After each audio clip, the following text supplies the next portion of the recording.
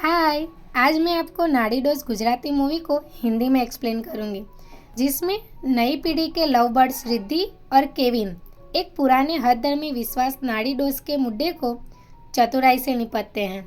Movie की starting में Riddhi scooter लेके आती है और लिफ्ट में जाने ही वाली होती है कि तभी केविन आता है और केविन को देख के वो रुक जाती है। रिद्धि केविन को 2 साल से बहुत लाइक करती है, लेकिन केविन है कि उसकी तरफ देखता भी नहीं है। फिर भी वो अपने भाई को बताती है कि केविन उसकी तरफ बिल्कुल भी आकर्षित ही नहीं होता है।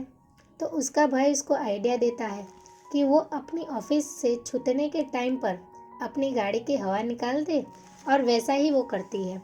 उसी टाइम पर केविन उसे स्कूटर की हवा निकालते देख लेता है। उसे पूछता है कि मैं तुम्हारी हवा निकालने में मदद करूं? ऐसा पूछता है कि मैं तुम्हें घर छोड़ देता हूँ। केविन उसे घर छोड़ने जाता है।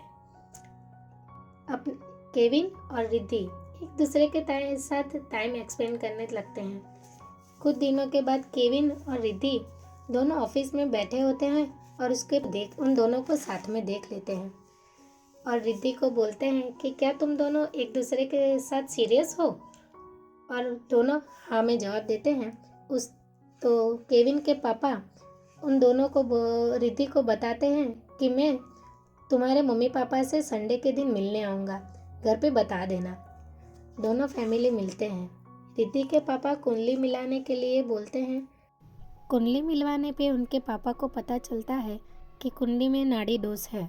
नाड़ी दोष होने की वजह से उसके पापा रिश्ते के लिए मना कर देते हैं।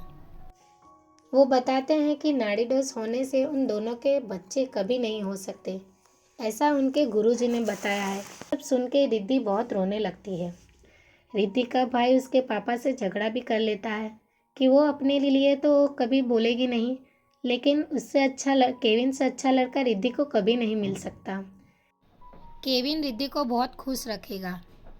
दो प्यार करने वाले लोगों में ये नाड़ी डोज जैसी चीज़ें सब बकवास होती है, लेकिन रिद्धि के पापा समझने के लिए तैयार ही नहीं होते हैं।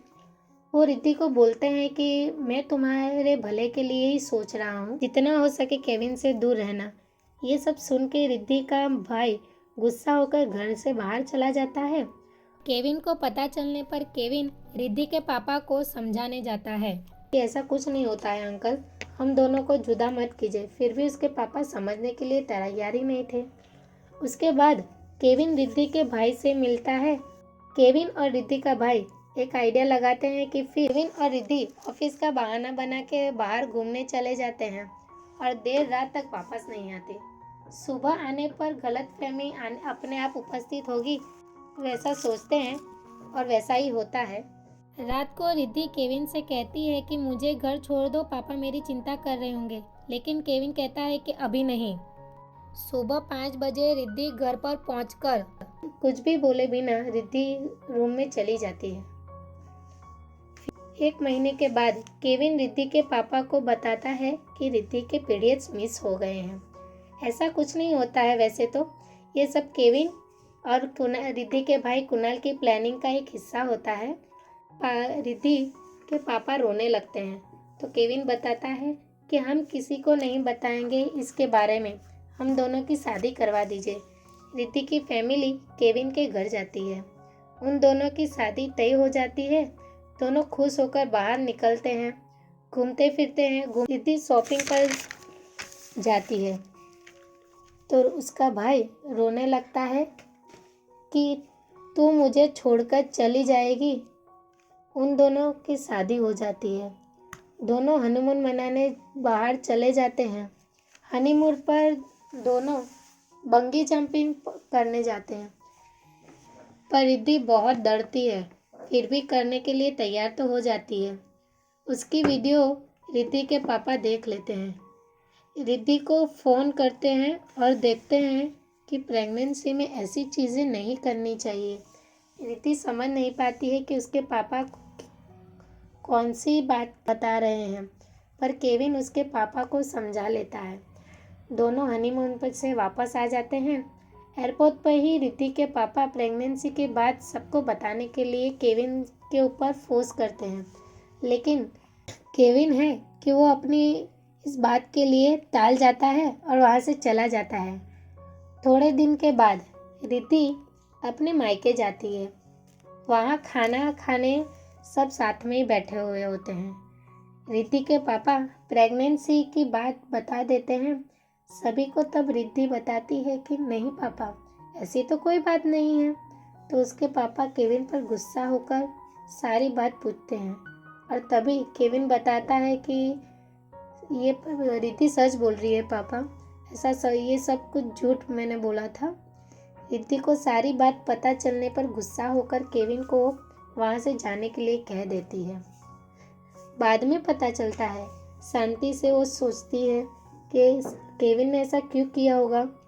तभी रिद्धि के पापा थोड़ा सोचते हैं और रिद्धि को समझाने आते हैं कि तुझे केविन कुमार से ऐसे बात नहीं करनी चाहिए थी और ऐसे डांटना भी नहीं चाहिए था। जा और उनको बुला ले और घर चली जा। केविन लेने आता है। सब रास्ते में रिद्धि बताती है कि तुमने जो झूठ बोला था वो सच में हो गया है। हाँ, वो सच में प्रेग्नेंट थी। वो दोनों अपने घर में बता देते हैं। सब इतने खुश हो जाते हैं कि किसी का खुशी का ठिकाना नहीं रहता है। धीरे धीरे टाइम चला जाता है और वो लास्ट टाइम में अपने मायके में भी चली जाती है। वहाँ जाते जाते उसे पेन होना शुरू हो जाता है। उसे अस्पताल ले जाते हैं और उसको बेबी आने ही वाला होता है। तभी केविन उससे मिलने आता है और बोलता है बिल्कुल टेंशन मत लेना, मैं तुम्हारे साथ हूँ, कुछ भी बुरा नहीं होगा, सब ठीक ही होगा।